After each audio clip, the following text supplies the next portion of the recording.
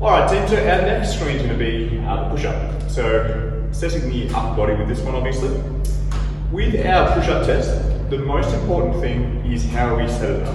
Okay, so if you ask your client if you ask 10 different clients how to do a push-up, you'll potentially get 10 different ways that they're going to go about doing it. So the main thing is we want to be in control of the setup, so then we can be in control of kind of how it's performed, and any issues that jump out, we can be sure that it's not a setup issue.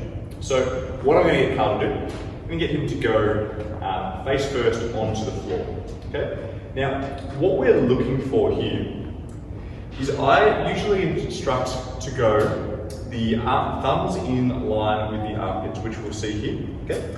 And what we want to see is in terms of our width, we want the thumb to be pretty close to our shoulder in that bottom position. So we're not way out to the side and we're not underneath the chest, okay? So in line with the armpit, and almost, if you went flat down, it would almost touch the shoulder.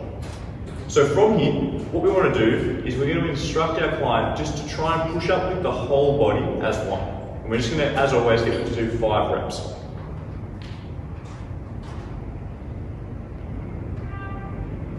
Very good.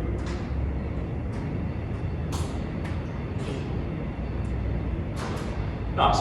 So what we'll often see with this, the most common thing, will be that the chest will rise but the hips will stay down. So we'll get this kind of worm approach going up, and you'll see that with a big sag in the low back. Okay. So what we want to do from that, in that instance, is just to instruct your client to perform just 5 reps again, but we're going to do that from the knees. So we want to see, do they have the ability to be doing that from the knees? And in this case, yes, they can, which is great. So we know that it's typically not going to be a shoulder issue that's causing that. It's more going to be the trunk strength. They're not able to actually hold that position as they go.